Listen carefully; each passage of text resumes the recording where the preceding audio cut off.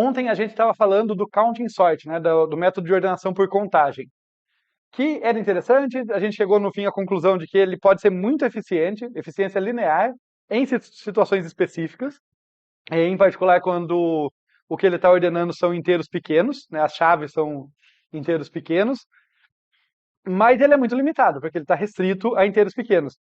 Hoje a gente vai ver uma abordagem chamada Radix Sort, aqui, ou numa tradução não literal, ordenação por partes. Esse radix, na verdade, vem de razão ou raiz.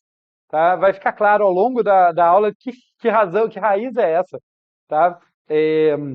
Porque a gente não costuma usar a palavra a raiz em português no sentido que ele está usando. A gente vai chegar lá, eu chamo a atenção para vocês quando a gente for entender de onde veio esse radix. Mas eu acho que para a intuição, ordenação por partes é uma boa ideia. Por quê? O counting sort tinha a limitação justamente de eu não conseguir lidar com chaves que eram muito grandes, porque se a chave tem muitos bits, o range ali, o intervalo de inteiros que ela pode operar é muito grande, e daí ele perde eficiência. Então aqui a gente vai picotar a chave em pedaços e fazer ordenações sucessivas por pedaços da chave para conseguir atacar essas chaves com maior eficiência. Tá? Então a gente vai generalizar, de certa forma, o nosso método para conseguir lidar com chaves grandes. Então, esse é fazendo o rápido recall, né, da aula passada, foi isso. Olha, o counting sort está lá, muito bom, muito eficiente aqui para inteiros pequenos, e isso quer dizer valores entre 0 e R-1, desde que o R não passe do número de elementos do conjunto. Né? Se o número de possibilidades das chaves for muito maior do que o número de elementos, a gente não tinha uma boa eficiência. Para deixar isso claro, e até para apreciar as vantagens da abordagem que a gente vai ver hoje, temos esse primeiro quiz aqui. Então, nosso quiz 1, ele vai jogar justamente contra o counting sort. Fala assim, vamos ver onde o counting sort escorrega. Tá? Então, suponham aqui que a gente tem um vetor com 1 milhão de elementos. Tá? Então, o nosso n aqui é igual a 10 à sexta, né? 1 milhão de elementos. E as chaves são inteiros com 32 bits. Né? Aqui uma pergunta rápida, eu não vou resolver o quiz, eu vou deixar vocês pensarem na eficiência depois, do counting sort nesse caso, mas eu vou ajudar com uma dica aqui. Se as chaves são inteiros com 32 bits, qual que é o intervalo ali dos inteiros possíveis? Então, o número de bits é 32, mas quais os valores possíveis? No caso, o R, né, que a gente calculava para o counting sort. Alguém dá um chute? 2 elevado a 32. Né? Se eu tenho 32 bits, eu consigo representar 2 elevado a 32 valores diferentes. Então, é interessante perceber isso, tá? Que conforme cresce o número de bits, o número de possibilidades de valores das minhas chaves cresce exponencialmente com esse número. Passa, é aproximadamente 4 bilhões, isso mesmo. E por conta disso, a gente vai ver nesse caso, então, que o R, aí, que fica próximo de 4 bilhões, ele vai ser muito maior do que o número de elementos. E daí vem a questão aqui, qual que é a eficiência do counting sort nesse caso. Aliás, deixa eu contar uma anedota histórica, já que você falou de 4 bilhões, aí o 2 elevado a 32. Vocês são muito jovens, mas vocês já devem ter visto, tem uns resquícios históricos disso, que às vezes fala assim, olha, máquina 64 bits ou máquina 32 bits. A maior parte das máquinas com as quais vocês convivem são de 64 bits, mas eu peguei a transição disso, quando estava assim, qual vai ser o novo padrão e tal. E o principal motivo, mas eu acredito que o principal motivo disso, é que a quantidade de memória RAM do computador começou a crescer tanto que 32 bits não eram mais suficientes para endereçar toda a memória que eu tinha, porque eu tinha que endereçar byte a byte. Né? Isso quer dizer, eu pego toda a memória do computador, eu faço uma tabelona ali, olha, cada byte ali tem um endereço. Então tem o byte 0, byte 1, byte 2, byte 3, e com 32 bits, que era o que cabia num ponteiro, né, a máquina trabalhava com 32 bits, eu consegui endereçar no máximo 2 elevado a 32 endereços diferentes, ou aproximadamente 4 GB de RAM. Então teve até na época uma estagnação ali, tipo assim, algumas máquinas não passavam disso, porque não adiantava, ela não ia usar, até que, definiu-se um novo padrão, e trabalhos com 64 bits, daí com 2 elevado a 64 endereços diferentes, a gente pode crescer muito ainda o número de memória e tudo mais. Tem outras consequências, claro, mas uma das limitações da época foi essa. E essa não foi a única solução proposta, tá? Não sei o quanto foi levado a sério as outras, mas também se pensava, se vocês pararem de pensar agora aqui, poxa, mas podiam fazer, professor, quando estava nessa para a memória, os discos já tinham muito mais do que 4 gigas. Então esse problema já não existia. Acontece que disco não é endereçado byte a byte. É endereçado página a página e da época, acho que cada página era 4 KB. Tá? Endereçava um bloco maior. Então chegou-se a se considerar isso. Em vez de migrar para os 64 bits, que tem também seus prós e contras ali, migrar, continuar com 32 bits, mas passar a endereçar conjuntinhos maiores, sei lá, 8 bytes de uma vez, bloquinhos maiores. Tá? Mas acabou ganhando trabalhar com barramento maior, com 32 bits por palavra mesmo. E esse é o padrão que a gente tem hoje. Tá? Nada a ver com a aula, mas só um pouco de história de computação para vocês. Sem citar fontes, né? Então, parte do que eu estou falando pode ser uma anedota que eu ouvi isso errado. Fiquem à vontade para verificar. De qualquer forma, começamos relembrando o Counting Sort e vendo que ele tem limitações. Esse quiz aqui eu não vou resolver para vocês, mas vocês podem fazer a continha depois para ver a eficiência do Counting Sort nesse caso, em que eu tenho poucos elementos, relativamente, mas um espaço de possibilidades de chaves muito grande. E daí uma alternativa para ordenar esses conjuntos quando as chaves são grandes é justamente dividir essas chaves em pedaços menores e ordenar por etapas. Por isso, lá no em cima, a ordenação por partes. Essa que vai ser a nossa ideia. E a gente chama cada um desses pedaços da chave de dígito, e o tamanho desses dígitos, ao longo dessa aula, já deixa eu fazer essa observação, às vezes eu vou estar falando de pedaços de um inteiro, às vezes eu vou estar falando de caracteres. É tudo dígito para essa lógica, tá? Dígito é um pedacinho da chave. Pode ser um caractere de uma chave que tem um monte de caracteres, pode ser um inteiro dividido em pedacinhos menores, cada pedacinho é um dígito. Assim como um número decimal, né, que tem 3 casas decimais, 3 casas ali, unidade, dezena e centena, por exemplo, ele tem 3 dígitos. Tá? Então os dígitos ali são os pedacinhos das nossas chaves. E o tamanho vai derivar justamente da base que a gente está trabalhando. Então, voltando nesse exemplo, na base decimal, o tamanho ali de um dígito, quer dizer, o número de possibilidades que cada dígito tem é 10, não surpreendente. Na base binária é 2. Se a base for 256, são 256 possibilidades. Então, o Radix Sort aqui do nome, né, que eu prefiro traduzir como ordenação por partes, que acho que fica mais intuitivo, mas poderia ser uma ordenação baseada em raiz. Só que raiz não no sentido de raiz quadrada, nem nada, mas raiz no sentido de base. O que a gente chama de base decimal, em inglês eles usam radix para isso. Tá? Então vem daí essa ideia. Então pensem nisso. Olha, quando eu pensar numa chave, eu vou pensar nos pedacinhos dela, nos dígitos que a formam. Tá? E o número de dígitos que a formam e quão grandes são esses dígitos vão afetar a eficiência do nosso método.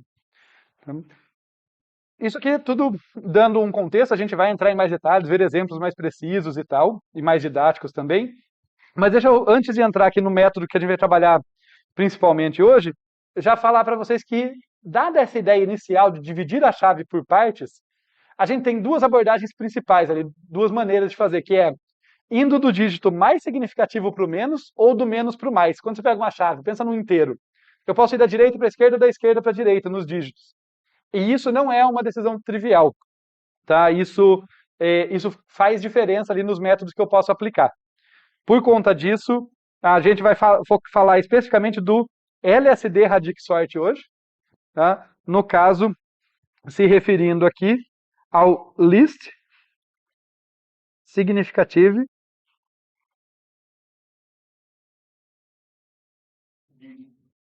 Digit. Então, essa é a abordagem que começa do dígito menos significativo. Ele vai da direita para a esquerda, é nela que a gente vai focar. Também existe o MSD, o Most Significant Digit. Se sobrar um tempinho no final, eu conto para vocês pelo menos a ideia, eu faço um exemplo. Se sobrar, não dá para garantir que vai sobrar esse tempo. Mas, de qualquer forma, tem no material complementar nas videoaulas, se vocês tiverem curiosidade. Tá? Mas o que a gente vai focar é especificamente no LSD Radix Sort. Tá? Então, vamos falar dele agora. Tá? Então, esse método ele é bastante útil para ordenar um certo vetor aqui, que vai de 0 a n-1, né, tem n posições, de chaves que são todas do mesmo comprimento. Uma das diferenças aí que vai surgir de eu trabalhar indo da direita para a esquerda, da esquerda para a direita, é que o comprimento das chaves, ali, a liberdade de poder variar o comprimento das chaves ou não, vai ser afetada. Esse método é muito bom se as chaves são todas uniformes, todas têm o mesmo tamanho. Ele não lida bem quando elas têm tamanhos diferentes ali. Então, o outro método ele já é um pouco mais flexível nesse sentido. E só para observar aqui, porque a gente vai fazer dois exemplos dele, um trabalhando com inteiros e o outro trabalhando com chaves que são strings, que são cadeias de caracteres. Quando eu estou falando de cadeia de caractere, a ordenação aqui corresponde a colocar as chaves em ordem lexicográfica, que é a ordem do dicionário, né? Porque eu ordeno pelo dígito, primeiro eu ordeno pelo primeiro caractere, depois pelo segundo, pelo terceiro e assim por diante. Embora eu vá da direita para a esquerda nesse método, no fim, a ordenação vai seguir a ordem lexicográfica. E daí aqui uma figurinha, só para ressaltar isso. Então, eu prometo que vai ter figuras mais úteis que essa na aula, mas só para ressaltar que a gente vai dígito a dígito, então, na ordenação ali, da direita para a esquerda, né? Seguindo essa setinha aqui. Tá? Então, primeiro a gente olha para esse dígito, depois para esse e assim por diante. E como que funciona? Estou passando a ideia a alto nível, no exemplo vai ficar mais claro, mas dado todo o conjunto de chaves, o que eu vou fazer é, em cada etapa, eu ordeno todo o conjunto, olhando apenas para um dígito por vez. Tá? Então, com isso, eu vou precisar muito daquela propriedade que a gente já conversou antes, que é a estabilidade. Tá? Se a ordenação não fosse estável, o nosso método, essa ordenação que a gente usar interna ali para ordenar cada dígito não for estável, o nosso método quebra. De novo, eu falo isso quase me desculpando com vocês. Eu sei que eu estou jogando um monte de informação sem ter apresentado o método direito. Então, vamos deixar esse quiz como um gancho, tá? Eu estou afirmando, a ordenação ser estável é importante. Estou deixando a pergunta, por quê? E quando a gente vê o exemplo, se perguntem isso, tá? A gente vai ver o exemplo na sequência, vocês olhem e falam, peraí, onde que o negócio quebraria se a ordenação não fosse estável? Tá? Então, deixa esse quiz aqui mais para a gente pensar e não para responder agora, porque como respondê-lo se a gente nem tem o método, né? Ficou meio fora de ordem aqui. Tá? E daí, vale saber que no LSD Radix Sort, o método que a gente usa internamente ali, né, que eu falei que a gente vai ordenar todas as chaves várias vezes, olhando um dígito por vez, o método que faz essa parte interna ali, de ordenar todo mundo olhando para um único dígito, costuma ser justamente o Counting Sort que a gente viu na última aula. Tá? E isso não é uma escolha à toa. Isso tem dois motivos. Primeiro, o Counting Sort é estável. Né? Eu acabei de falar que isso é importante, a gente vai ver por quê, mas a gente já sabe que isso é importante. Segundo, o Counting Sort é especializado em ordenar itens cujas chaves são inteiros pequenos. Nesse caso aqui, como eu olho para um dígito por vez, a chave, de fato, a chave considerada em cada momento, é um inteiro pequeno, porque ela é um pedacinho da chave grande. Então o Counting Sort é muito bom para ordenar por partes, tá? Para fazer esse trabalho ali dentro. Como eu disse, eu comecei jogando toda essa informação de uma vez, então vamos corrigir isso, tá? Corrigir essa confusão inicial e deixar aqui um exemplo bem mais palpável, bem mais compreensível. Imaginem que a gente está aqui querendo ordenar esse conjunto de elementos, tá? E eu vou ordenar um caractere por vez, com uma ordenação estável e tudo mais, vamos ver como que vai funcionar. Então, eu saio desse original aqui, e daí aqui eu vou ter o resultado da ordenação pelo terceiro dígito.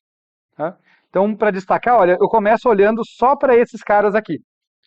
Tá? E vou colocar eles para cá. Então, vamos ver aqui. Bem, eu tenho um A ali, então o KDA vai aparecer primeiro, né? Afinal, ninguém aqui vai ganhar desse caractere. Depois eu tenho um D. Então, RFD aparece aqui. Na sequência, eu tenho o G, lá em cima, KNG. Opa, N, não N. KNG. Depois eu tenho o F, FU e o KDV. Se eu não comi bola aqui, se eu ainda lembro o alfabeto, coisa que às vezes a gente esquece, tá correto. Tá? Então, ordenamos pelo último dígito. mas não acabou. A gente vai, né, voltando aqui a figurinha, da direita para a esquerda, né, seguindo a setinha aqui, a gente vai da direita para a esquerda, um dígito por vez. Então, tá legal, fizemos essa ordenação, vamos ordenar agora pelo segundo dígito. Então, eu vou olhar para o segundo dígito para fazer a próxima etapa. Essa primeira etapa ficou clara? O exemplo é tranquilo, né? Apesar disso, ele vai nos mostrar algumas questões, como a questão da estabilidade e por que esse método funciona. Tá? Ele vai nos dar essa intuição. Então, ordenando agora pelo segundo dígito, deixa eu ver, olha, eu tenho aqui Ds, Fs e Ns, né? Isso que aparece aqui. Então, eu vou começar a colocar aqui pela ordem o D primeiro. Então, eu vou colocar aqui KDA, seguido de KDV, que estava lá embaixo, né? Então, esse aqui foi, depois esse foi. Logo em seguida, eu vou colocar o R, FD, depois o F, FU e, por fim, o KNG. É curioso perceber que, como eu estou indo da direita para a esquerda, mesmo faltando apenas uma etapa, o vetor não está, aparentemente, não está nada ordenado. Né? Isso é denunciado pelo fato de que, pela ordem lexicográfica, né, que o caractere mais da esquerda é mais relevante, esse cara aqui devia estar no bloquinho lá de cima, né? E ele está na última posição. Porque todo mundo que começa com K deve vir antes. Ah, perdão, falei besteira, o F vem antes, né? Mas ele devia vir antes do R, por exemplo, e ele não está. Então, eu estou a um dígito faltando e ainda está uma bagunça aqui. Apesar disso, já existe uma ordem aparecendo aqui, ela só fica meio disfarçada. Por quê? Olhem para todo mundo aqui, nessa posição, que compartilha os dois primeiros dígitos. No caso, o KDA e o KDV. Eles compartilham os dois primeiros dígitos, eles já estão ali juntinhos, né? Já que eles compartilham os dois primeiros dígitos, eles foram ordenados em relação ao último dígito, que é diferente, e acabaram sendo unidos ali por compartilharem o D. Né? Nesse momento, você já tem uma dica do porquê que a estabilidade é importante. Porque se nessa passagem aqui, o meu algoritmo de ordenação não fosse estável, eu tinha a garantia de que o KDA terminava antes do KDV? Notem que quando a gente está ordenando lá, estudando os algoritmos de ordenação, a gente pensa a estabilidade como uma coisa secundária, mas nesse contexto ela é fundamental para o método como um todo funcionar, ela não é um detalhe. Porque a minha chave a cada momento, a chave que o meu algoritmo está considerando, é apenas um dos dígitos. Então, para o meu algoritmo, esse cara e esse cara, cadê A e KDV? Esses dois carinhas aqui têm exatamente a mesma chave. Naquele momento, naquele passo, né, indo ali, quando estou considerando o segundo dígito, para o meu algoritmo, esses dois caras são idênticos, percebem? A chave deles é esse dígito nesse momento. E se ele não preservasse a estabilidade, podia acontecer algo assim, né? Ele podia colocar o KDV antes do KDA e ia ficar errado. Mais do que isso, notem que o KDA não está antes do KDV à toa. Como eu ordenei antes pelo terceiro dígito, eu tenho certeza de que os caras que são iguais nos dois primeiros dígitos já foram colocados na ordem relativa correta. O KDA já está antes do KDV, garantidamente. É só agora o meu algoritmo, porque eu fui da direita para a esquerda, né? Então, os que empatavam nos dígitos mais significativos já foram diferenciados pelo dígito menos significativo. Agora, tudo que eu preciso é que a estabilidade não bagunce eles.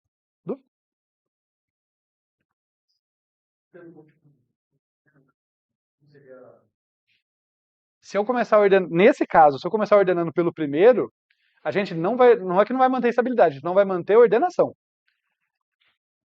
Porque, note, imagina que eu ordeno pelo primeiro dígito. Vai parecer uma coisa boa, né? Eu vou fazer com uma outra cor aqui pequenininho, só para vocês verem o que aconteceria. Imagina que aqui eu fosse pelo primeiro dígito. Eu vou fazer assim. E daí eu vou ordenar por ele. Eu colocaria aqui, olha, FFU, seguido de KNG, depois de KDV. Esses dois, né, tanto faz a ordem. Depois KDA, depois RFD. Tá? Ordenei pelo primeiro.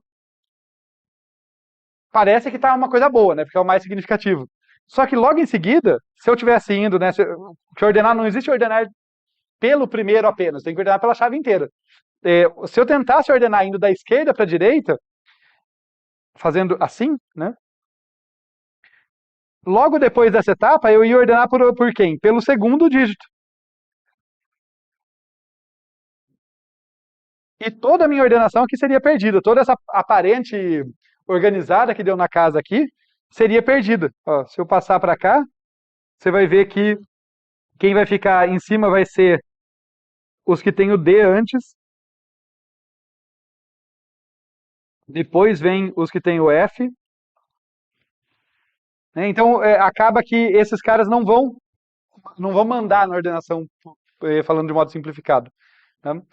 O que acontece é justamente o contrário. Por mais contraintuitivo que pareça a princípio, o fato de eu ir da direita para a esquerda, junto do algoritmo de ordenação interno que eu estou usando ali, ser estável, me garante o quê?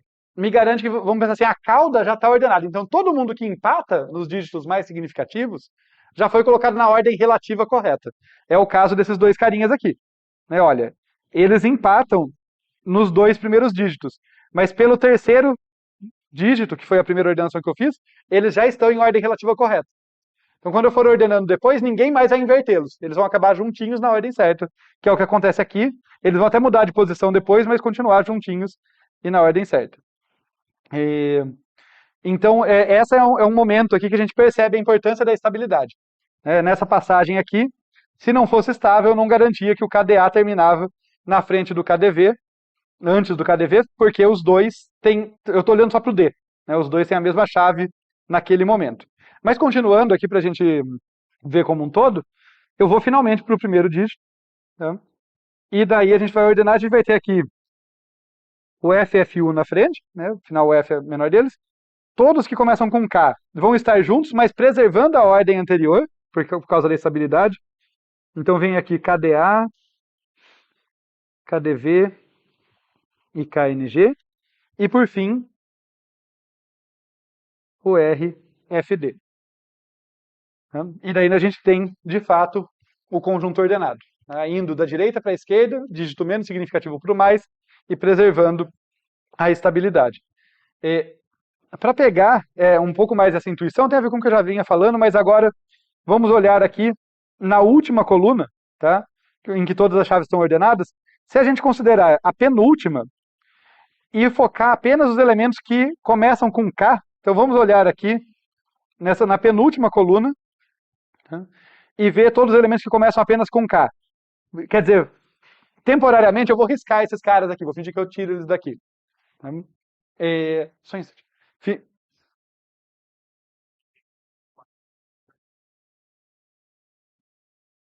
Calma. Se ela tivesse 4, o quê? Só ela tivesse 4 letras. Ele não se daria bem. Ele depende de todo mundo.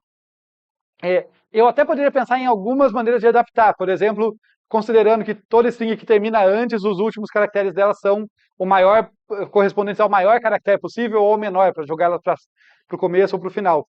Mas, se eu não me engano, isso vai comprometer a ordenação lexicográfica. Ele vai ordenar de alguma forma, vai ter uma certa regra ali, mas eu acho que ele vai acabar não dando uma ordenação lexicográfica adequada. Teria que fazer alguma adaptação. Mas basicamente por causa desse problema, que se eu quero ir do maior dígito para o menor, se os comprimentos variam, vai ter gente que não vai estar lá. Eu quero ordenar o conjunto inteiro e eu não tenho por o que ordenar. Então alguma adaptação teria que ser feita ali para o negócio funcionar. Pegando esse exemplo que eu ia citar aqui, notem que, para pegar um pouquinho da intuição do porquê esse método funciona. Quando a gente já ordenou pelo terceiro e pelo segundo dígito, eu vou afirmar para vocês o seguinte. Todo mundo que coincide no primeiro dígito, todo mundo que coincide no primeiro dígito já está na ordem relativa correta.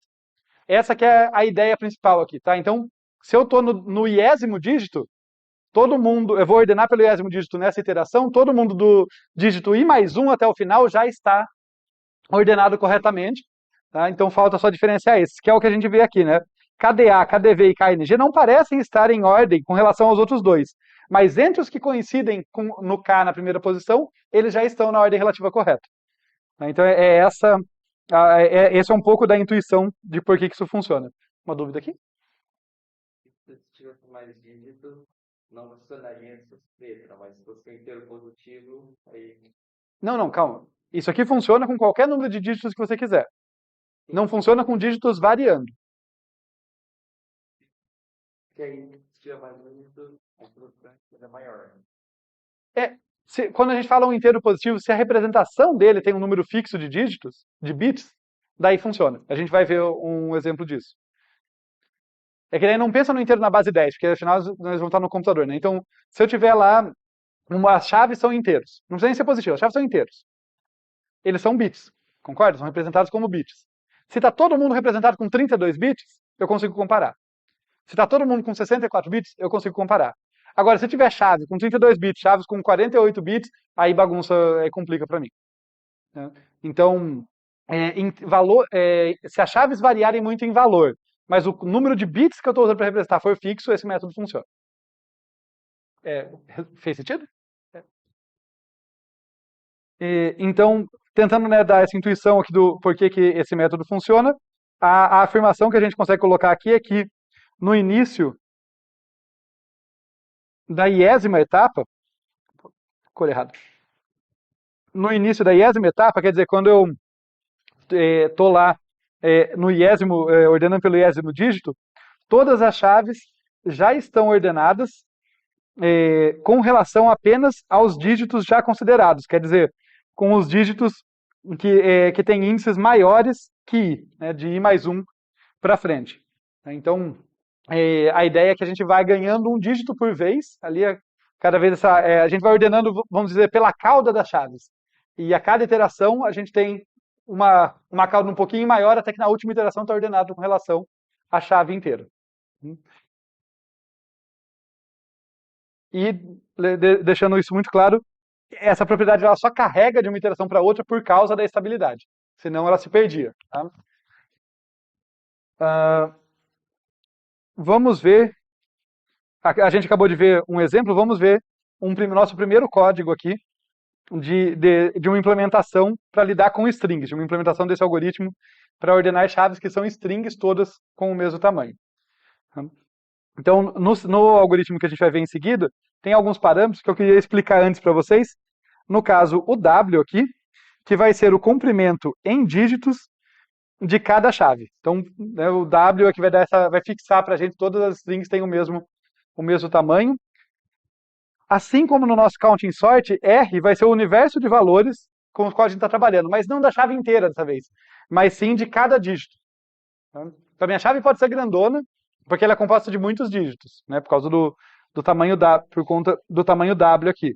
Mas cada dígito está num universo de valores de tamanho R. E no caso, como a gente vai estar falando de caracteres nesse primeiro exemplo, a gente tem que o nosso universo de valores aqui é necessariamente menor ou igual que 256. Tá? Por quê? Porque um caractere nessa minha representação corresponde a apenas um byte. Um byte tem 8 bits, e daí a gente faz essa continha aqui. Ó. Se um byte tem 8 bits, o número de possibilidades de valores ali dele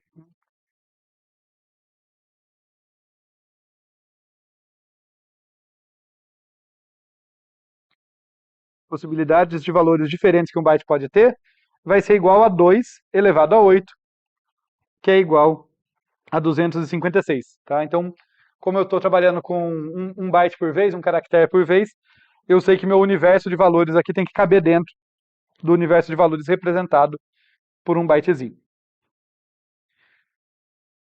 Vamos começar esse cara então aqui. Sempre que eu falar de byte aqui, olha só, foi só um typedef. Eu estou falando de byte, mas é um char aqui, tá? São 8 bits. E aqui a gente vem o método ordenação digital. Por conta, como eu falei, né, eu traduzo como ordenação por partes. Mas essa ideia de ordenar dígito a dígito, o radix sort também é traduzido como ordenação digital, tá? Por causa dessa ideia de olhar um dígito por vez. A gente tem aqui o vetor V com N elementos, cada chave tem W caracteres, W dígitos ali. Como a gente vai usar como mecanismo lá dentro dessa ordenação por partes o counting sort, a gente vai reconhecer aqui algumas das variáveis dele, que a gente estudou na última aula, né? O ocorre pred, por exemplo, o próprio R aqui, que é bem comum, o AUX, tá? Esse AUX em particular, ele está mais feinho, tá? Ele está byte, pointer, pointer, mas leiam ele assim, tá? Né? O que é esse AUX? Esse AUX, lembrando vocês, é um vetor auxiliar para onde eu vou copiar os elementos de V para não haver perda. Só que o meu V agora, como as minhas chaves são strings, e strings são vetores de caracteres, o meu V é do tipo apontador de byte. Cada posição dele não é mais um inteiro, nesse caso. Cada posição é um apontador para uma string. E o AUX também, então, ele é um vetorzinho, né? Ele é um AUX pointer ali para apontadores de byte. Por isso que ficou mais feinho o jeito de escrever, mas ele ainda é o nosso vetorzinho para onde eu vou copiar as coisas, só que eu vou estar copiando strings. A gente começa aqui fazendo aquele setup inicial. Então, o ocorre pred, lembrando vocês da última aula, guarda o número de ocorrências do predecessor. Essa que é a função dele, o número de ocorrências do predecessor de cada valor. Ele tem uma posição a mais do que R aqui, para não dar errado lá as atribuições, por causa do jeito que ele trabalha. E o AUX, já por outro lado, em vez de ser do tamanho R, é do tamanho N. Então, aqui, setup inicial, vamos ver o algoritmo em si. Eu vou fazer esse algoritmo trabalhar ele de dentro para fora, porque a partir de dentro a gente já conhece. Então eu só vou fazer a observação que, olha, tem esse for variando os dígitos ali por fora, correndo por fora. A gente já volta a falar desse for, mas numa iteração fixa um certo dígito, tá? Dígito 0, dígito 1, o que vocês preferirem. Fixou um certo dígito. O que a gente vai ter aqui dentro é basicamente o nosso já conhecido counting sort. Então vamos relembrar ele e ver o que muda. Porque vai ter uma mudança sutil, mas muito importante aqui, que tem a ver com o que é chave e o que é o item, né, o que é o elemento em si. Então vamos começar aqui, olha. Nesse primeiro for, a gente está percorrendo ali valor de 0 até menor ou igual a R e colocando o ocorre pred de todo mundo com 0. Quer dizer, é a fase de inicialização. Eu quero contar o número de ocorrências dos predecessores sem começar todo mundo com 0. Normal. Na sequência, eu vou percorrer o V. Então, nota que o I está variando de 0 até menor do que N. Então, eu estou percorrendo o V. E para cada valor que eu encontrar lá, eu vou calcular, atualizar nesse momento o número de ocorrências. Lembre que o ocorre pred tem aquelas dois significados, né? Nesse momento, eu vou calcular o número de ocorrências de cada chave, de cada valor. Mas lembrando, eu não estou olhando para a chave como um todo, eu estou olhando para um dígito por vez. Então é por isso que agora o valor vai ser igual a VI, né? É o iésimo cara aqui, beleza, é o iésimo elemento, só que estou olhando só para um dígito dele, só para um caractere dele. Tá? Então lembrem, para imaginar aqui, para cada um desses Vs, então, para cada um desses elementos, eu tenho o meu V aqui, né? Ele é um vetorzinho que tem, cujas chaves aqui são vetores de caractere. Então, se esse aqui é o iésimo, sei lá, o que eu estou falando é que na iteração em que um certo dígito está fixado, a única coisa que eu vou olhar como valor, como chave do meu elemento, é o caractere é o valor do caractere correspondente àquele dígito. Eu venho aqui, deixa eu colocar com outra cor até, eu venho aqui e só vou olhar para esse cara aqui. Se esse aqui é o dígito da vez, eu só olho para ele. Nesse cara aqui eu venho, eu só olho para o mesmo. Em cada iteração, eu vou estar fixando um deles. O elemento é maior, a gente sabe, mas eu vou estar focando só ali naquele momento. Tá? Então, é por isso que valor então, é igual a VI, né, é o índice I, e daí índice dígito. Tá? Essa é a minha chave. E eu guardo, perdão, quando eu identifico, né, esse valor presente ali, eu incremento aqui a posição valor mais 1, por causa daquela nuance que a gente explicou na implementação, na última implementação que a gente viu do counting sort. Nesse momento, passado esse for, a gente tem aqui que ocorre pred valor é o número de ocorrências de valor menos 1. Então tem só esse deslocamento para a continha dar certo depois. Tá legal, mas o ocorre pred tem que fazer jus ao nome dele, lembrando vocês. A gente quer mesmo é o número de ocorrências dos meus predecessores. Por enquanto eu só calculei o número de ocorrências dele. É esse for que vai fazer esse trabalho. Então o próximo for aqui, eu vou andar no valor de 1 até R, e o ocorre pred vai ser incrementado aqui pelo ocorre pred de valor menos 1. Essa continha faz com que o número de ocorrências dos predecessores, faz com que o ocorre prédio valor passe a ser o número de ocorrências dos predecessores da variável valor. Então agora o ocorre prédio está corretamente preenchido para mim. Essa é a parte mais estranha do código, mas é aquela que eu não vou ficar debulhando, porque é exatamente a discussão que a gente teve no final da última aula, quando a gente tentou entender por que isso funcionava corretamente. Então vou só acreditar nesse momento que, ok, passou esse for, ocorre prédio tem a informação correta. Na posição valor dele, ele me diz o número de predecessores daquele valor. E aí eu vou copiar a galera para o AUX. Aqui também já é conhecido por nós, mas vai ter uma diferença sutil. Então eu vou percorrer aqui, olha, o i variando de 1 até menor do que n, eu estou de novo percorrendo o meu vetor v. É o momento que eu quero copiar a galera do v para o AUX. Só que olha o que vai acontecer. De novo, eu vou olhar só para um dígito. Então eu vou olhar para o VI naquele dígito, vou pegar o valor. Então, por assim dizer, a chave que eu estou olhando nessa iteração é só aquele dígito. Com esse valor, eu pergunto para o ocorre prédio, onde que esse cara tem que ir? Qual é a posição que ele tem que ir? E essa é a função do ocorre prédio para mim, né? Ele me diz, então o ocorre prédio na posição valor me diz em que lugar esse cara tem que ir, e o AUX recebe aquele elemento.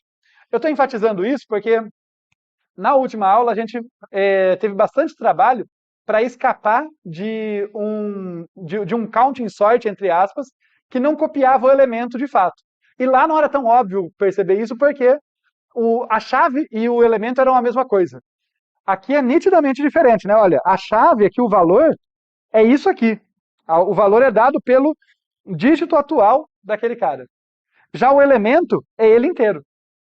Anotem que o elemento que eu copio é o VI inteiro. Então eu estou ordenando olhando para aquele dígito, mas eu estou copiando toda a informação daquele cara. Tá? E é isso que o AUX recebe. Depois aqui eu só incremento o ocorre prédio valor, porque se tiver uma outra chave, um outro cara que tem aquele mesmo valor naquele dígito, tem que ir para a posição correta, né? Tem que sempre ir incrementando. Tá? Passou aqui, o AUX já está em ordem crescente, mas não considerando todos os dígitos ainda. Essa aqui que é a propriedade invariante importante desse algoritmo. Passado por esse for aqui no caso, o AUX está em ordem crescente, considerando apenas os dígitos que estão entre dígito e W-1. Tá? Justamente por aquela ideia que quando eu mostrei na figurinha para vocês, aqui a figura, né? Quando a gente está, por exemplo, nessa coluna, todo mundo já está ordenado se eu pensar que a chave vai só do segundo e do terceiro dígito, se eu desconsiderar o primeiro. É isso que eu estou dizendo aqui. Né? Numa determinada iteração, quando eu passo numa determinada iteração do laço de fora, né, desse laço aqui, quando eu passo por esse for, depois que eu passo por esse for, todo mundo está ordenado considerando os dígitos daquele ponto até o final da chave. Né? Os dígitos mais significativos ainda não foram tratados, mas do dígito atual até W-1 estão considerados. E daí é só copiar de volta. Tá? Então aqui é só copiar de volta. Tá? Eu estou copiando do AUX-I para o VI. Aqui tem um quiz para vocês, mas deixa eu falar daquele for que eu ignorei, né? Que ele é importante, bastante importante no algoritmo. Sem ele seria um counting sort, não um radic sort, então ele é bem importante. E a gente já volta nesse quiz. Tudo isso que a gente revisitou aqui foi basicamente o counting sort, só que é um counting sort que considera como chave o dígito da vez apenas. Só essa diferença. Se vocês olharem o código da última aula e esse, são só que 2 pontos ali que mudam. O negócio é que tudo isso está envelopado, vou até pôr uma outra cor aqui, por esse for aqui. Por esse for. E isso é super importante. Esse for aqui, ele faz a variável dígito começar em W-1 e ir até 0, tá? Decrementando a cada iteração. Ou seja, indo da direita para a esquerda, seguindo a setinha aqui. Tá? Então, o primeiro dígito que eu considero é o dígito menos significativo de todos, ou o caractere menos significativo. Depois, o penúltimo, o antepenúltimo e assim por diante, até considerar o primeiro. Tá? Então, é isso que esse for está fazendo. Isso quer dizer que quando acabar todo esse for aqui, junto dessa propriedade que eu tinha falado para vocês, né, que olha, nesse ponto o AUX já está ordenado considerando só os dígitos daquele para os menos significativos, quando eu saio desse for, está ordenado considerando todos eles. Tá? A ordenação é completa. Tudo bem essa ideia, gente? Eu quero voltar para o quiz que eu falei que eu ia pular. Então, beleza? É um counting sort rodando lá dentro, olhando para um dígito por vez. Tá? E a gente vai ter que olhar para todos eles, e a ordem é super importante. Então, por isso, eu começo em W-1 e vou até 0. Nesse caso aqui, esse quiz diz respeito a como evitar essa cópia aqui em toda iteração. Tá? Não tem nada de especial nesse caso, isso aqui acontece com alguns algoritmos, e é uma curiosidade que eu queria passar para vocês. Quando a gente estudou o counting sort, eu simplesmente aceitei, né? Eu falei para vocês, olha, paciência, né? A gente usou o vetor auxiliar e tem que copiar de volta. Mas aqui tem uma sutileza, porque eu estou, por várias iterações, ordenando de acordo com um dígito, copiando todo mundo para o AUX e depois copio para o V. Daí eu ordeno pelo próximo dígito, copio todo mundo para o AUX, ordenando, depois copio para o V. E assim por diante. Nesse caso, que a coisa acontece repetidas vezes, eu posso evitar essa recópia deixando o código um pouquinho mais complexo, por isso que, por questões didáticas, eu não pus, mas eu deixei o quiz aqui para vocês pensarem como lidar com isso. O que acontece? Nesse tipo de situação, e você, confia em mim, vocês podem tropeçar nesse tipo de situação ao longo da carreira de vocês, assim, você pode trabalhar com dois vetores mudando o significado deles. Ao invés de falar que tem o V e o AUX, eu posso olhar para um dos vetores como a origem e outro o destino naquela iteração. Né? Então, um é de onde eu vou pegar, o outro é para onde eu vou colocar o ordenado. E em cada iteração, se ela for par ou ímpar, eu mudo a semântica.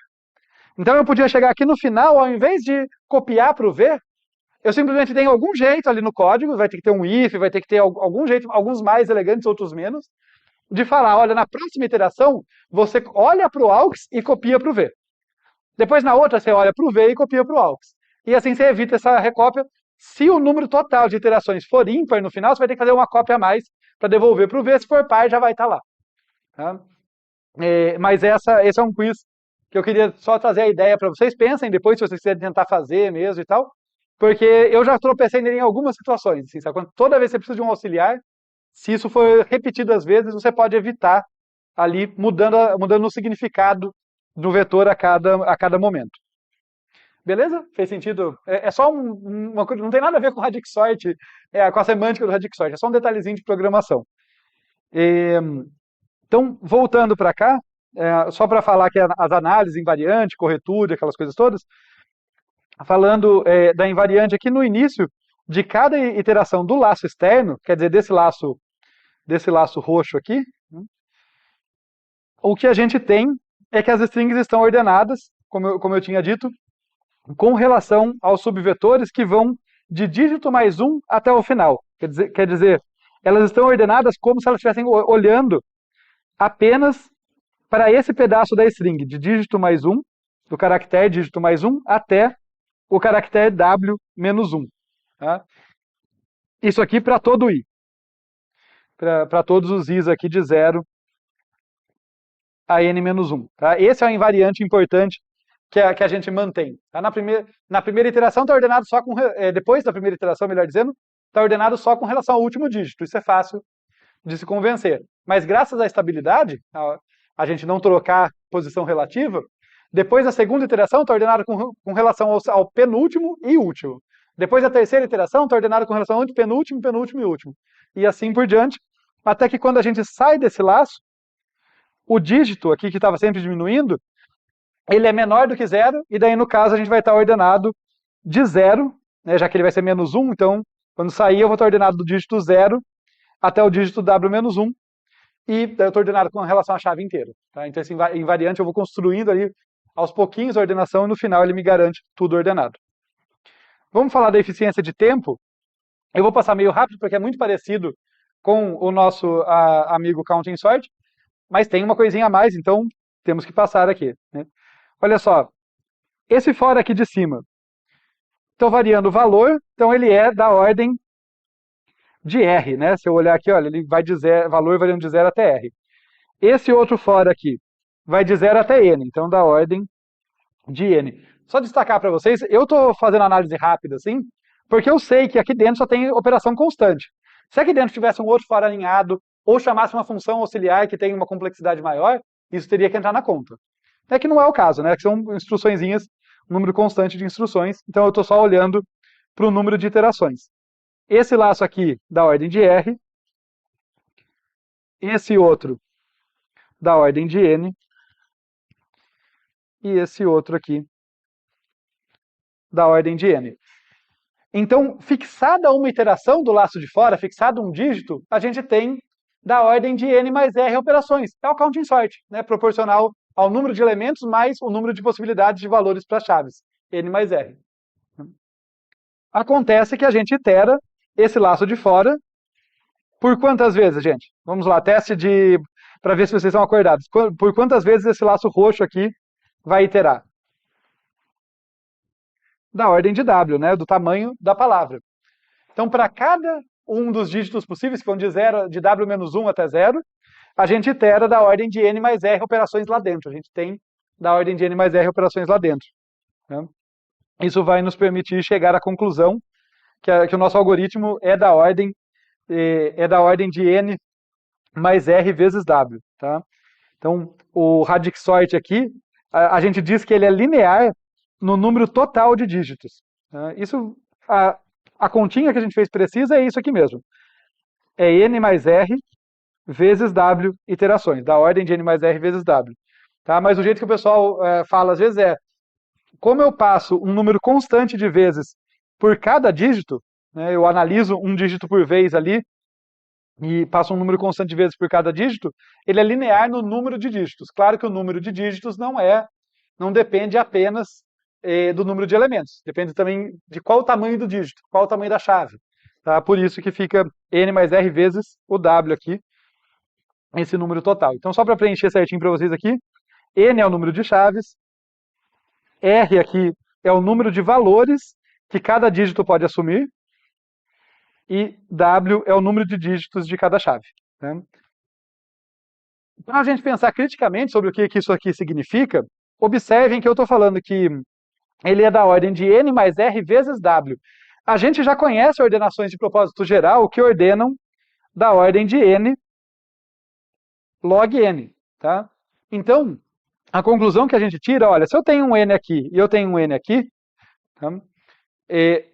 Pensando que eu dimensionei corretamente, que meu R não é desproporcionalmente grande em relação ao N, e notem que agora eu posso fazer isso, né? Porque no counting sort, eu era refém do R, era o tamanho da chave. Agora, aqui não, eu estou quebrando a chave em pedaços. Então é só eu escolher um dígito de um tamanho razoável, não vai ser maior do que N.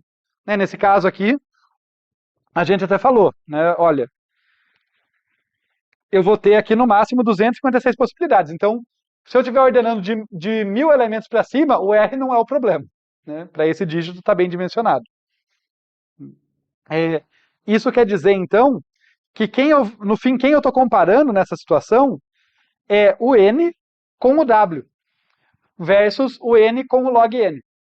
Meio que é essa a brincadeira que eu estou fazendo, sabe? Olha, se eu dimensionei bem o R, o que eu quero saber no fim é se N vezes W é melhor ou pior do que N vezes log N. Então aí fica esse ajuste fino, né? Eu tenho essas operações aqui, mas tem situações em que eu consigo dimensionar de modo que o número de dígitos das minhas chaves seja pequenininho, menor do que log do número de elementos, e aí eu consigo uma ordenação ainda mais eficiente do que as que a gente tinha de propósito geral. Né? É o que eu estou dizendo aqui de modo mais assertivo. Né? Esse método é melhor que as ordenações N log N, quando o R não passar de N, né? O R for da ordem de N aqui, e o W, só para apresentar uma nova notação para vocês, mas não se preocupem, não vou cobrar essa noção em prova, é só para vocês irem conhecendo, é Ozinho de log N, tá? Sendo que Ozinho de log N quer dizer que ele cresce assintoticamente menor do que log N. Quando eu uso o Ozão, quer dizer, é da ordem dele, não passa desse cara assintoticamente. O Ozinho quer dizer necessariamente menor. Então, por exemplo, crescer linearmente é Ozinho de crescer N quadrado. Não é só que não passa de N quadrado, ele vai ficar ele fica realmente menor, ele cresce mais devagar do que o N quadrado. Né? Então, se o meu W eu conseguir dimensionar de um jeito que ele fica menor do que o log n, para n's grandes, esse método ganha, ele é mais rápido do que outras abordagens, que é abordagens de propósito geral. Passando aqui por mais um quiz. Antes de falar, tudo bem, gente? Eu sei que quando eu introduzo uma outra notação a mais, fica um pouco mais confuso, mas não percam, por causa de um detalhe, o principal, tá? Eu tenho Wzão iterações, cada uma delas rodando um counting sort. Então, vai ser W vezes a complexidade do counting sort, que era N mais R.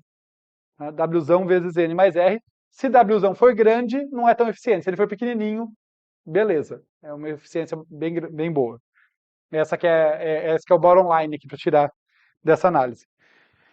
Nesse quiz 4, assim como esse meu quiz inicial aqui, era para vocês terem a noção da limitação do counting sort, nesse quiz 4 aqui, aliás, a gente já devia estar no 4? Eu não lembro qual foi. Esse aqui é o quiz 3, mas a gente teve um quiz 2? Acho que sim, né? Eu sou tão rápido. Depois eu confiro. Nesse quiz, de qualquer forma, a ideia é vocês terem um feeling aqui, verem um cenário mais concreto para vocês avaliarem se o LSD Radix Sort manda bem nesse caso. Então, considere ordenar aqui 1 milhão de elementos, tá? Com chaves com 5 dígitos. Tá? Então, a ideia é que vocês comparem log do número de elementos, log de 1 milhão, tá? Com o número de dígitos da chave, para vocês verem se é melhor ter uma chave com 5 dígitos ali no caso, e usar o Radix Sort, ou simplesmente usar um algoritmo de comparação, de ordenação tradicional, mas aí eu vou pagar n, log n, tratando log de 1 milhão ali, né, tendo que lidar com o log de 1 milhão. E com isso vocês conseguem fazer uma análise alto nível, ainda que seja, mas para comparar tipo, um LSD Radix Sort com um Quick Sort ou um Merge Sort da vida. Tá? Façam as continhas mesmo, tá? Esse quiz 4 é para deixar mais palpável. Coloquem as continhas, calculem log do número tal para compararem. Continuando aqui na análise, sobre eficiência de espaço, esse algoritmo utiliza o mesmo espaço adicional que o counting sort utilizava. Né? É um vetor ocorre-pred e um vetor aux, sendo que o ocorre-pred aqui ele usa memória proporcional a R, e o aux usa memória proporcional a N. Eu vou escrever aqui memória para deixar claro que isso aqui não é eficiência de tempo, é de espaço nesse caso. Então, com isso, a memória adicional que a gente usa é da ordem de N mais R, né? Ou seja, Ozão de N mais R. Destacar que, assim, usa uma quantidade de memória adicional significativa, isso não é tranquilo, não é um algoritmo baratinho em uso de memória, não. Assim como o Merge Sort usa, né, um vetor auxiliar, esse aqui também acaba tendo esse custo. Mas notem que sorte que, assim, embora o tempo tenha escalado com W, a memória não escalou. Né? Em cada iteração eu uso os mesmos auxiliares para ordenar pelo próximo dígito. Então o custo de memória ficou igual ao do counting sort. Enquanto que o tempo escalou com W ali, porque eu tenho W iterações cada hora chamando o counting sort para olhar para um dígito diferente. Sobre a estabilidade, esse algoritmo é estável desde que o método interno seja estável, desde que o que está dentro desse laço roxo aqui seja estável. Tá? E o argumento para isso, para vocês entenderem, é o seguinte. O que é ser estável? Ser estável quer dizer não inverter a ordem relativa de elementos que têm a mesma chave. Se dois elementos têm a mesma chave, eles têm todos os dígitos iguais. É necessário, né? Se eles têm a chave inteira igual, cada dígito é igual. Como o método interno ordena um dígito por vez, em nenhuma iteração ele vai inverter esses caras. Então, se tiver dois elementos que têm a chave inteira igual, ele não vai inverter quando olha para o último dígito, nem para o penúltimo, nem para o antepenúltimo, assim por diante. Então, no fim, ele não inverteu esses caras. Tá? Ele preserva a estabilidade ao longo de todas as iterações. Mas isso é para falar do método como um todo. Deixando muito claro que, nesse caso, aquilo que eu tinha falado para vocês e motivado pelo exemplo, né? Se eu perder a estabilidade, se eu colocar no lugar de um counting sort lá dentro um outro método que não é estável, eu não perco só a estabilidade, eu perco a própria ordenação. Tá? Então, o fato do counting sort ser estável faz com que o método inteiro seja estável. Mas se ele não fosse, quebrava o método, esse cara ele depende da estabilidade para a ordenação valer. por causa dessa coisa de olhar dígito por dígito. Tá? Então, nesse caso, a estabilidade é mais importante ainda. Tá? E com isso, a gente viu o LSD Radix Sort. Tá? Mas, para variar, né, tá cedo para acabar a aula. Dessa vez a gente não viu um método quebrado, não. Esse método funciona, tá certo, tá tudo bem. Só que ele é específico para chaves que são strings. Né? E a gente vai ver uma outra versão dele agora, que lida com dígitos que são inteiros, que tem um certo número de bits, e o dígito vai ser um pedacinho lá desses bits. Quer dizer que vou aproveitar a oportunidade da gente falar do Radix Sort para mostrar um caso mais geral dele, que ele consegue lidar com chaves que não são strings de caracteres, né, que são mais bem comportadas, de certa forma. E daí a gente vai brincar também um pouquinho com manipulação de bits em C. Tá? Que nem de longe é a minha área, eu sempre apanho quando eu vou ter que fazer isso, mas é uma coisa legal. Assim, o mais importante desse curso são os algoritmos, são as grandes ideias, as estruturas de dados e tal, mas às vezes saber um detalhezinho técnico também pode vir a calhar numa certa situação. Então é isso que a gente vai ver agora. O LSD Radix Sort, que trabalha com vetores de inteiros, tá? Onde cada inteiro é uma chave. Então a minha chave é um inteiro agora, só que é um inteiro grandão, não é um inteiro pequeno. Então não dá para usar o counting sort direto naquilo lá. Eu ia me ferrar. É a situação que eu coloquei aqui no primeiro quiz. Né? Se eu chegasse nesse cara aqui e tentar usar um counting sort com uma chave de 32 bits, eu estou enrolado. Tá? Mas eu vou quebrar essa chave em pedacinhos para poder trabalhar. Então esse cara, mesma ideia do anterior, mas de certa forma um pouquinho mais geral. Tá? Porque o meu dígito não precisa ser um caractere. Aqui a gente tem um pouquinho mais de liberdade, tanto que a gente vai ter essas definições iniciais. Vejam que interessante, que olha, bits palavra vai ser uma constante minha aqui, um valor constante, que nesse caso vai ser igual a 32. Então eu estou supondo que eu estou trabalhando com palavras de 32 bits, vocês vão ver que esse método pode ser generalizado, só ajustar os parâmetros, funciona com outras coisas. Tá? Mas eu vou estar trabalhando com uma palavra de 32 bits, vou até fazer o desenho aqui, para facilitar a nossa vida. Então, essa é uma chave minha, que tem ali 32 bits.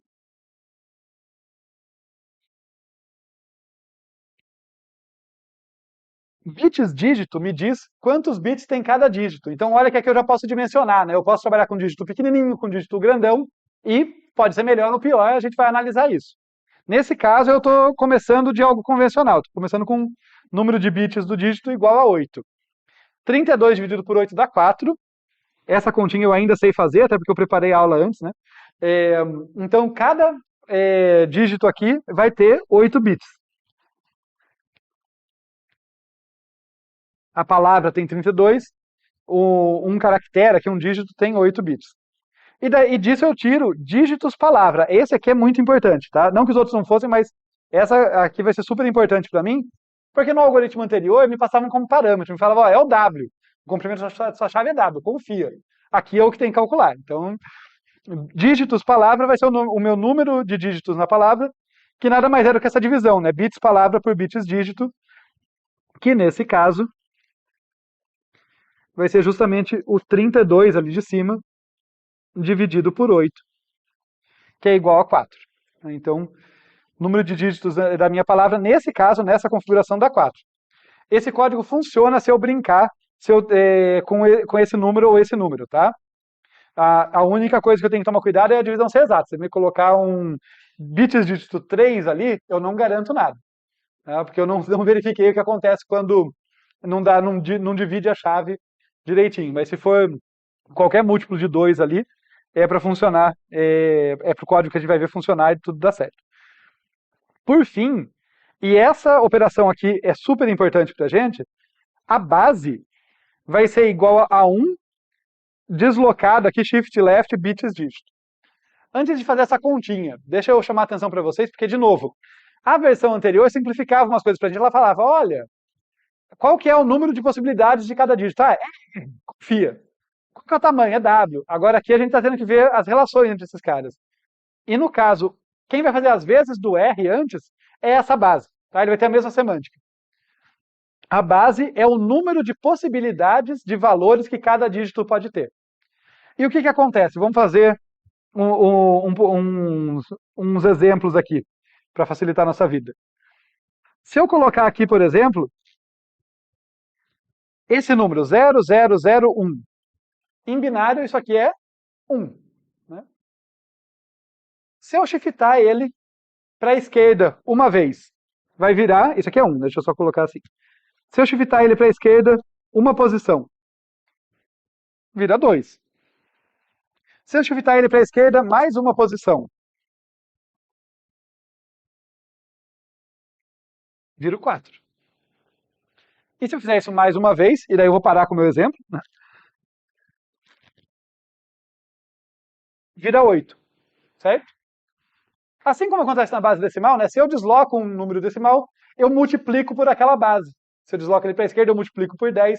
Se eu desloco para a direita, eu divido por 10. Na base decimal é intuitivo para a gente, né? Na base binária é a mesma ideia. Então, eu multiplico por 2 ou divido por 2 quando eu dou shift left ou shift right. Tá? Isso aqui quer dizer, e nos lembra, tá? Que a base, o número de possibilidades de valores que um dígito pode obter, nada mais é do que 2 elevado àquele número de dígitos. Tá? Eu só estou fazendo a conta de um jeito diferente aqui, eu estou fazendo a conta manipulando bits. Eu fiz um deslocado bits dígito para a esquerda. Esse valor aqui da base nada mais vai ser do que 2 elevado a bits dígito. Tá claro isso? Tá? É a mesma ideia de quando eu falei aqui antes, olha, como eu estou usando 8 bits para representar cada dígito meu é um byte, eu tenho 256 possibilidades, ou seja, 2 elevado a 8. É a mesma coisa, só que aqui, na primeiro caso, era só uma informação que eu sabia, né? Mas eu estava confiando no R que me passava. Eu sabia que ele não podia passar de 256, mas eu estava confiando nele. Aqui não, aqui eu estou calculando desse jeito. A base vai ser 1, deslocado para a esquerda bits dígito, ou, num jeito que eu penso melhor, 2 elevado ao número de bits que cada dígito tem. Tudo bem esse setup, gente? Tá legal. Feito esse setup, então deixa eu até colocar isso assim para deixar claro por que isso aqui está aqui, né? A gente vai conversar um pouquinho aqui sobre a pega dígito. Então, de novo, eu estou nessa de notícia boa e notícia ruim para vocês, né? A notícia boa é, esse método é muito parecido, o algoritmo, com o que a gente acabou de ver. Alguns diriam que é o mesmo método, é só detalhe técnico que muda de como pegar o dígito. Então, a próxima página é muito tranquila. A gente vai rever esse algoritmo com pequenas diferenças, mas muito próximo do que a gente já está acostumado, já acabou de ver. A notícia ruim é que o detalhe técnico às vezes pega a gente pelo pé. Né? Pegar um caractere de uma string é só apontar o índice lá. É só falar, eu quero esse índice. Pegar um dígito vai dar um pouquinho mais de trabalho. No caso, vai ser essa funçãozinha aqui. E assim como acontece nas funções aleatorizadas, probabilísticas, é uma funçãozinha minúscula que eu vou gastar uma página explicando para vocês. Tá? Mas acho que a gente vai aprender um pouquinho de manipulação de bits nesse processo, então a gente vai tirar alguma coisa disso. Tá? Então, olhem, o que eu estou prometendo é, essa pega dígito recebe uma chave e um dígito. E ela devolve o valor daquele dígito. Ela vai pegar aquela chave, pode ser o dígito 0, dígito 1, dígito 2, tipo aqui, né? Olha, esse aqui pode ser o dígito 0, esse, vamos pôr lá em cima 0, 1, 2 e 3, por exemplo, contando da esquerda para a direita, como se fosse um vetorzinho, né? Eu falo qual dígito eu quero, ela vai lá e me devolve o valor dela. Essa funçãozinha faz isso. Vamos ver como ela faz isso, tá? E se alguém bate o olho aqui e enxerga o que ela está fazendo, parabéns. Eu confesso que eu não enxerguei, eu tive que debulhar, como eu vou debulhar com vocês agora, eu só entendi mesmo ela depois de olhar passo a passo. Aliás, uma coisa que eu gosto de tentar ensinar para vocês, ou incentivar vocês aqui, mais do que um conteúdo específico, é maneira de atacar problemas. E essa maneira de ir descascando o problema é uma coisa que vocês podem fazer por conta, tá? O que a gente vai fazer? A gente vai olhar para isso aqui e começar assim, deixa eu entender o que um pedacinho dela faz, lá de dentro. Deixa eu entender uma expressão. O que cada coisa faz, tá? É por aí que a gente vai, tá? Então eu vou até pegar aqui em cima esse desenho que eu já fiz. Vou jogar aqui embaixo, que ele vai nos ajudar. Porque sim, eu vou mudar a cor dele. E essa é a nossa chave de 32 bits. Então eu comecei com a minha chavezinha de 32 bits, que tem 4 dígitos, né? 0, 1, 2 e 3, aqui são os dígitos dela. Tá legal. Vamos supor que eu quero o dígito D igual a 1. Tá? Então vamos dizer que o dígito que eu quero é o D aqui igual a 1. Esse D que eu estou falando aqui é só porque na continha eu não vou ficar escrevendo dígito toda hora. Então eu vou usar D aqui, é o equivalente a esse cara aqui na nossa expressão. E eu falei que é igual a 1, então é esse cara aqui que eu quero, né? O dígito 1. Vamos ver como que essa continha trabalha com ele. Então, primeiro, vamos pegar esse pedaço aqui, ó, para ver o que ele está fazendo. Vou começar a escrever, então.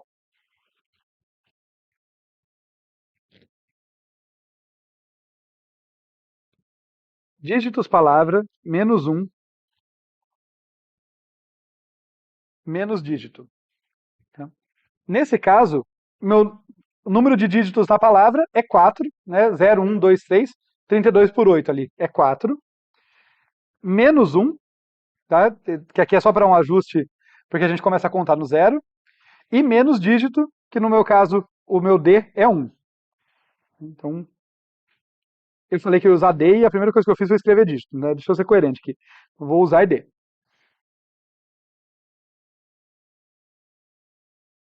E daí eu ponho aqui menos 1, tá? Esse menos 1 é esse cara aqui. Isso aqui vai ser igual a 2. E qual que é a semântica disso? Tá? Olha só, eu peguei o número de dígitos total que tinha ali, né, que eu tenho, que são 4, subtraí 1 e depois eu subtraí o cara que eu quero.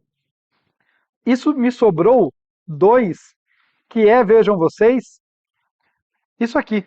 Né?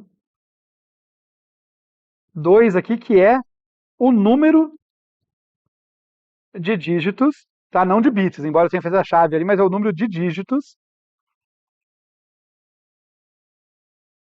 à direita do dígito alvo, né, que é o meu dígito D, é o meu dígito desejado. E por que eu quero saber o número de dígitos à direita dele? Porque eu quero eliminar essa galera. Tá? Então, sabendo o número de dígitos à direita, na sequência eu multiplico pelo número de dígitos de bits por dígito. Então, vejam que logo em seguida a gente vai pegar isso aqui, ó. Deixa eu colocar com outra cor ali. Então, só colocar assim, ó, isso aqui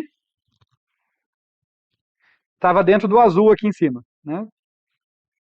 Vamos pegar o laranjinha agora e olhar para cá, né? Um nível a mais. O que a gente conseguiu? A gente vai ter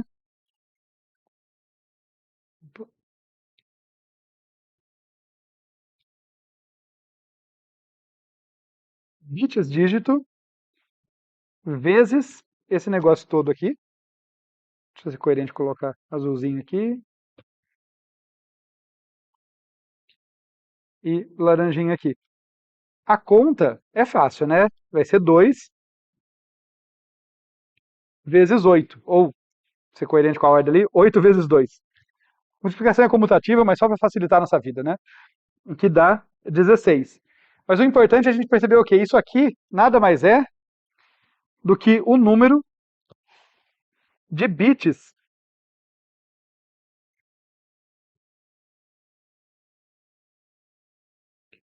à direita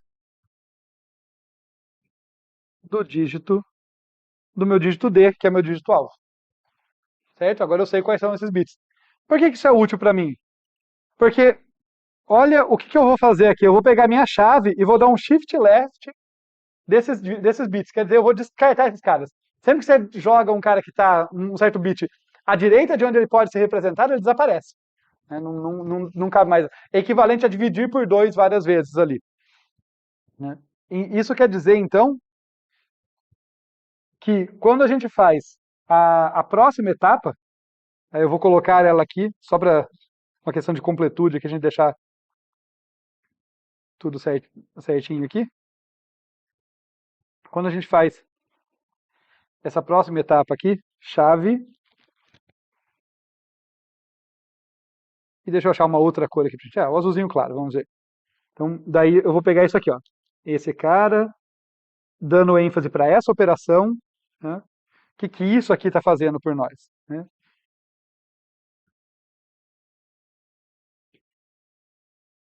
Isso aqui está fazendo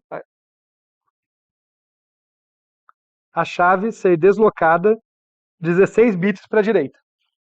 Ou seja, quando eu olhar para essa figurinha que eu tinha,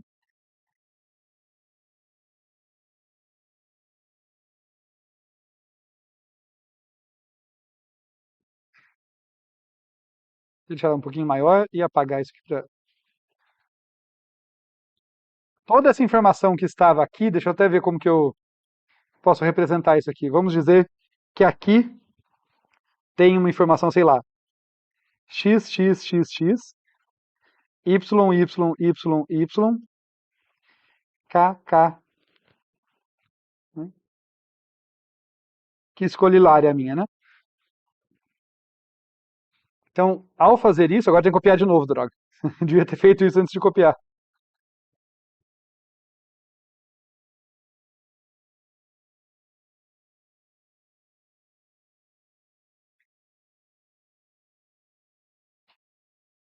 Ao fazer isso, eu desloquei todo mundo 16 bits.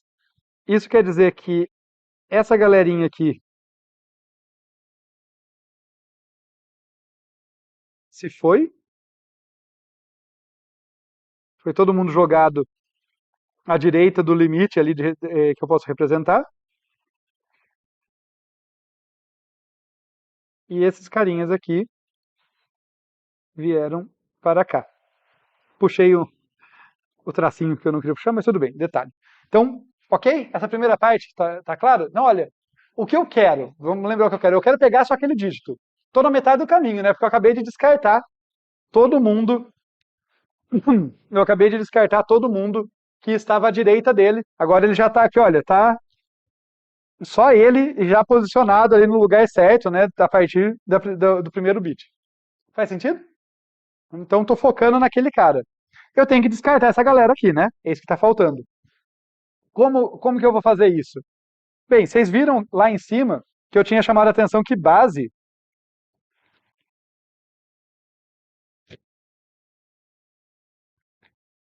era igual ali a 1 deslocado bits dígito. Né? A gente já tinha visto isso quando eu fui falar o que ele significava e tal, né? Isso significa, como o meu número de bits no dígito é 8, isso quer dizer que a minha base aqui, né, deslocado bits dígito é a mesma coisa que 1 deslocado 8, que é a mesma coisa que 2 elevado a 8, que é 256. Mas o que nos interessa é olhar para isso do ponto de vista do vetor ali, das posições. Pensando ainda que eu tenho meus 32 bits lá e tal, se eu pego um aqui, tá? Um vetor cheio de zeros, só com um no final, e desloco esse cara 16 vezes, 8 vezes, perdão, para a esquerda, ele vai terminar aqui. Tudo aqui vai ser zero. E tudo aqui vai ser zero. Eu vou ter 8 zeros aqui, o 1 foi deslocado 8 vezes para a esquerda. Né? Isso é 256 em binário, inclusive. Só que daí, quando eu faço base menos 1, olha que elegante. Se isso aqui é base,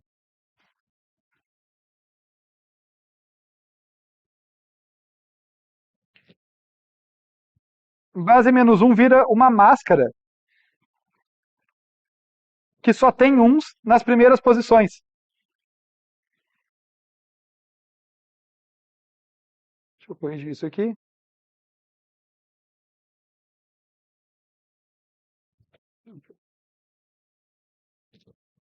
Esse traço ficou ruim. Aí. Fica com 8 uns aqui. Eu subtraí um e um monte de carries na subtração, né? Um monte de vai uns ali na subtração. Ficou uma máscara com os primeiros 8 bits iguais a 1. Agora a gente está a um passo de finalizar essa brincadeira, porque o que a gente tem é isso aqui tudo.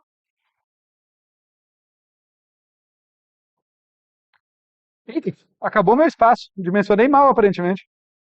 Deixa eu subir um pouquinho essas coisas para ter espaço para mexer nisso.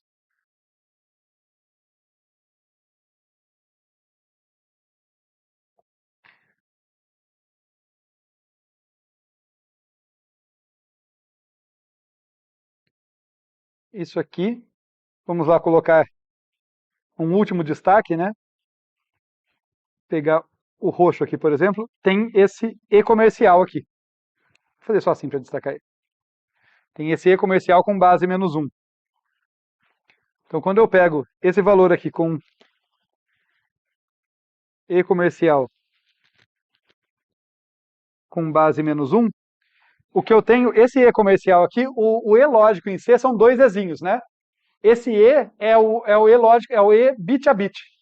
Eu vou pegar dois valores e fazer o E deles bit a bit. Quer dizer que eu vou bater cada bitzinho daqui, tá? Cada bitzinho disso que eu tenho aqui em cima, com cada bit daqui.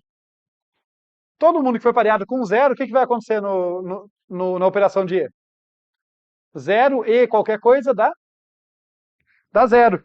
Então, o resultado é que essa máscara que a gente construiu aqui, esse base menos 1, vai descartar tudo que está aqui.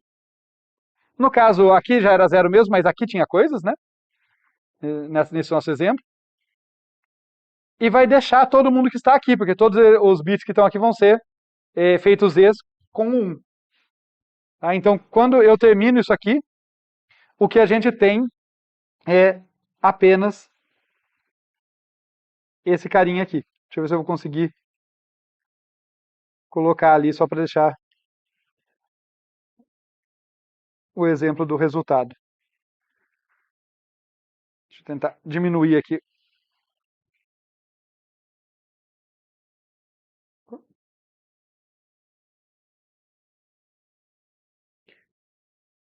Quando a gente termina isso, o que a gente tem é que tudo aqui foi zerado, todos esses carinhas aqui foram zerados.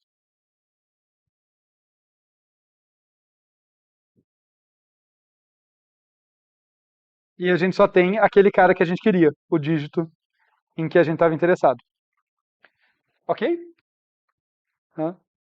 Ó, foi quase uma página inteira para uma função de uma linha. Uma linha comprida, mas uma função de uma linha. Deu para entender a ideia, gente? Das manipulações aqui? O bom é que, assim, a partir daqui, a gente só precisa acreditar que a pega dígito funciona. Olha, ela está me devolvendo o dígito que eu quero corretamente. Como curiosidade, depois vocês podem olhar essa pega dígito 2, que ela faz exatamente o que aquela outra faz, só que sem operações em bits. Ela é mais lenta, eu não usaria ela na prática, mas para entender melhor aquela, essa aqui usa divisão inteira, operação de resto e exponenciação, onde aquela lá manipula bits. Né? Porque, como eu falei, a shift left é equivalente à exponenciação. Então aqui a gente traduz para operações, eu fiz uma versão mais lenta, tá? Menos eficiente, mas que faz a mesma coisa com operações mais comuns para a gente conseguir pegar melhor essa relação do que significa manipular bit, que operação que é fazer um shift left, um shift right e coisas do tipo, tá? Porque, por exemplo, eu falei que isso aqui, eu falei que isso aqui é equivalente a multiplicar por 2, né? Mas isso aqui é equivalente a dividir por 2, tá? Então, esse cara vai ter uma relação com essa divisão nessa outra versão. Então, fica como curiosidade vocês olharem e ver que elas fazem realmente a mesma coisa.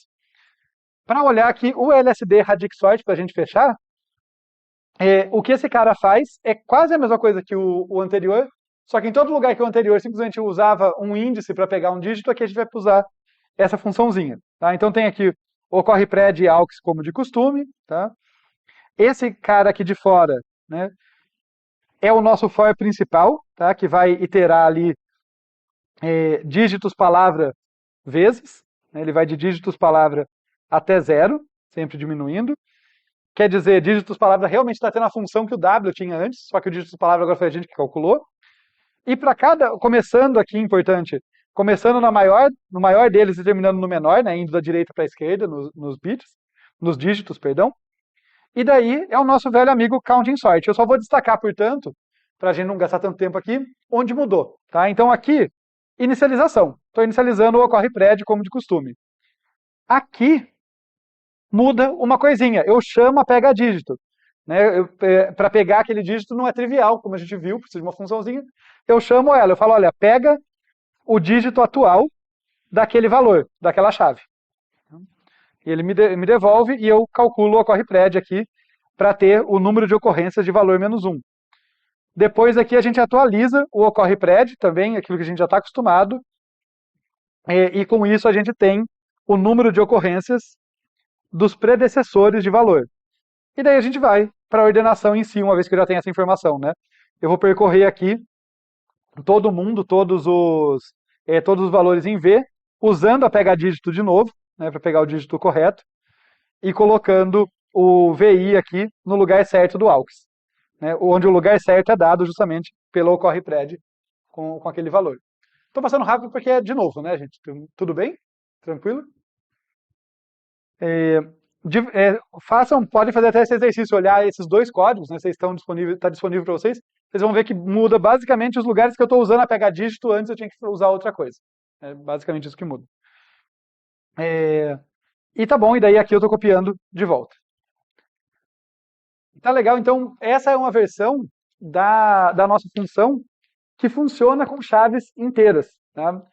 Eu acho ela legal, tá? Não foi só para apresentar uma parte técnica a mais para vocês, porque é muito comum a gente trabalhar com chaves inteiras, mas chaves inteiras grandes, né? Enquanto o Counting Sort só lida com chaves pequenas, essa consegue lidar com inteiros de 32, 64 bits, por exemplo. Tá? E esse método aqui, então, ele é robusto bastante para lidar com chaves inteiras grandes, e com isso ele é muito mais abrangente. Né? Embora a gente tenha saído de um método mais particular, porque a gente está olhando para valor de chave, ele consegue lidar com chaves ali que são bem mais variadas.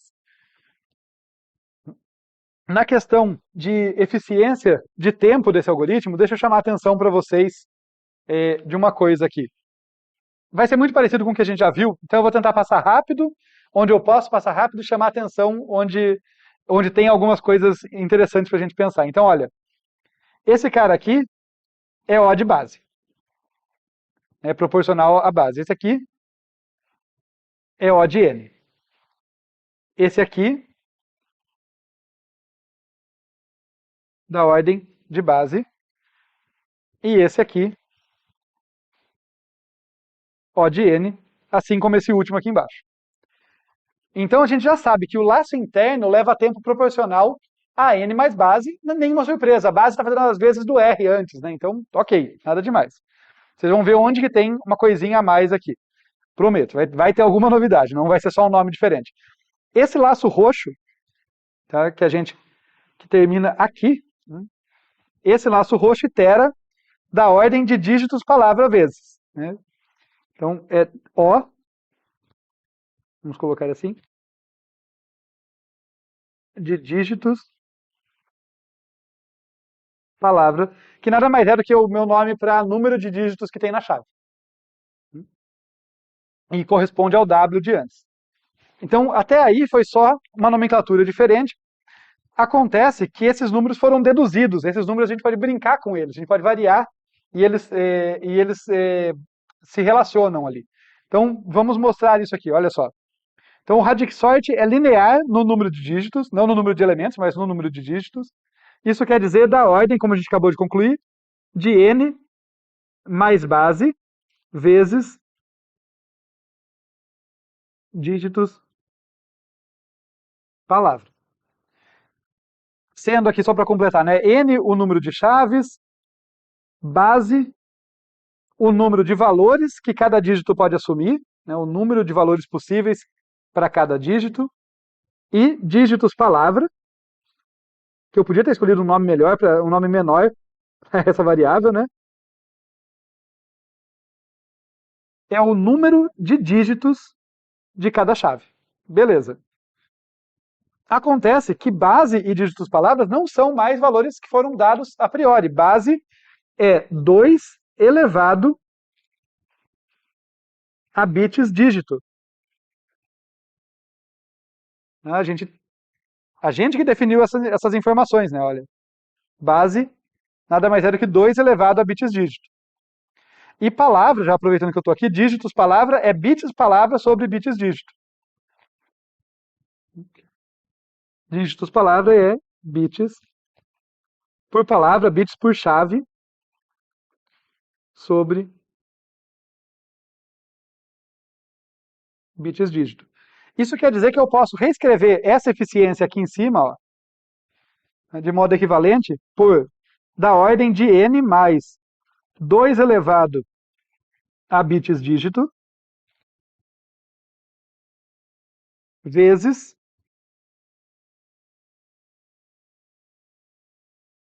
bits palavra sobre bits dígito. E por que isso é interessante? Só porque tem mais números, só porque é mais confuso? Prometo que não é por isso. Tem uma vantagem real aqui. Acontece que, vou destacar aqui para vocês, olha, n é um parâmetro da entrada. N é o número de elementos que eu recebi, não tem que fazer com isso, sobre isso. Bits palavra é o tamanho da chave, também é uma característica da entrada. Agora, bits dígito, eu escolho. Bits dígito é um parâmetro que eu posso escolher e posso adequar melhor o meu algoritmo, posso dimensionar melhor como o meu algoritmo vai se comportar, de acordo com o número de elementos n e com o tamanho da chave. E notem que interessante, o bits dígito ele aparece de duas formas antagônicas aqui. Porque quanto maior o bits dígito, mais isso cresce, mas mais isso decresce. Eu tenho aqui 2 elevado a bits dígito é um fator que eu estou multiplicando. Mas bits palavra sobre bits dígito também. E esse que é uma brincadeira legal aqui para dimensionar, para fazer isso que fica super eficiente. Eu crescer o bits dígito a ponto, de modo que ele não chegue a ser um problema, ou seja, que ele não fique maior do que o n, porque senão a coisa desanda. Fica parecido com o counting sort quando o R era grandão, não é bom, quando o R é muito maior do que n. Mas eu tenho interesse de crescer o bits dígito dentro do que eu posso, porque esse termo vai diminuir. Faz sentido?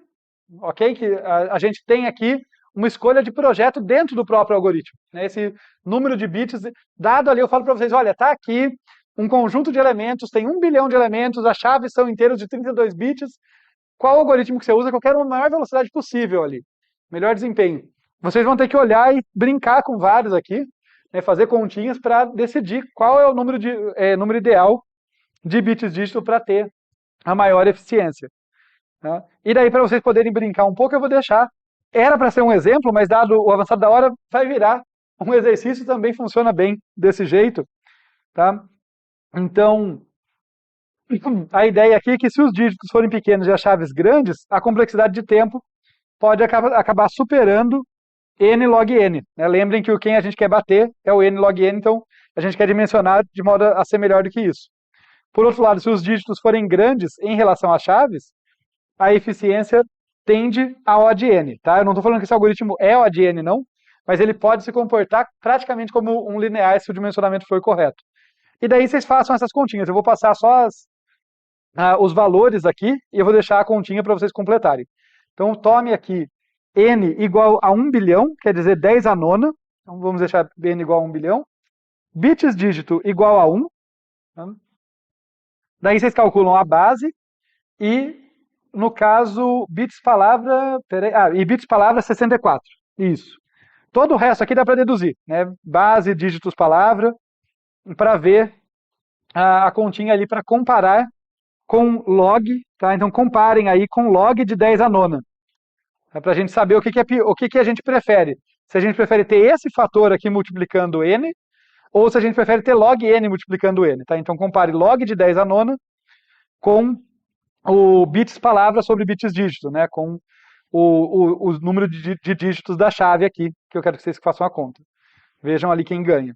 E no segundo caso, bits dígito, pegando aqui a mesma situação. Tá? Eu tenho n igual a 1 bilhão, só que eu vou escolher bits dígito igual a 16.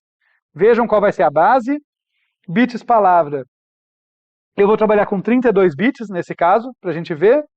E daí comparem com log de 10 à nona novamente. Tá? Completem a continha para ver ali como a gente pode ser melhor ou pior de acordo com esse dimensionamento do bits dígito. Tudo bem? Fez sentido? Eu sei que foi de improviso, porque como eu falei, era para ser um exemplo, e eu vou deixar ele incompleto para vocês como exercício. Mas tudo bem? Deu para entender, gente? Só para fechar, então, o quiz 5, eu acho que ele é muito parecido com o anterior. Então, para perceber a vantagem, o exemplo que eu deixei aberto, né, a vantagem do Radix Sort, tomem um vetor ali com 1 milhão de elementos e as chaves que são inteiras de 32 bits e avaliem a eficiência dele quando eu estou usando 8 bits por dígito. Sobre a eficiência de espaço, aqui só para a gente completar, vem desses dois mallocs aqui. Da ordem de base, eu preciso de um vetor auxiliar, e da ordem de n, em espaço, né, em memória.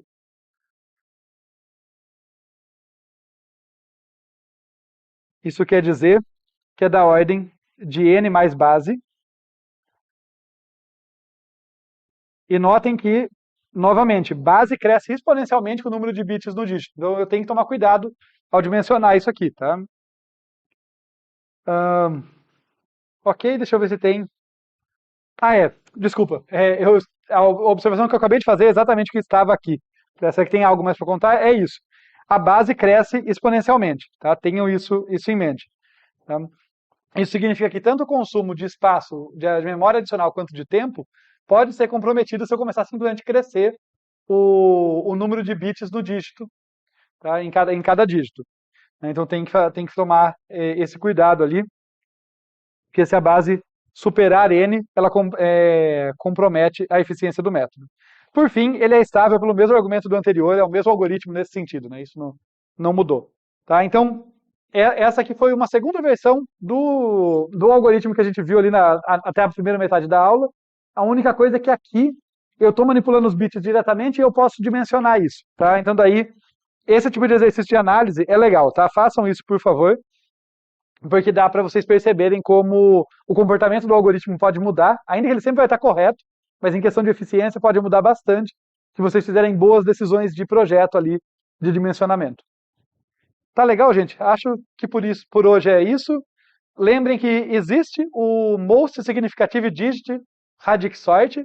Tem videoaula sobre eles. Não é matéria dada, não será cobrado, tranquilo. Mas se vocês tiverem curiosidade de saber como que é esse cara, quais são os percalços de ir do dígito mais significativo para o menos, deem uma olhadinha lá só pela curiosidade.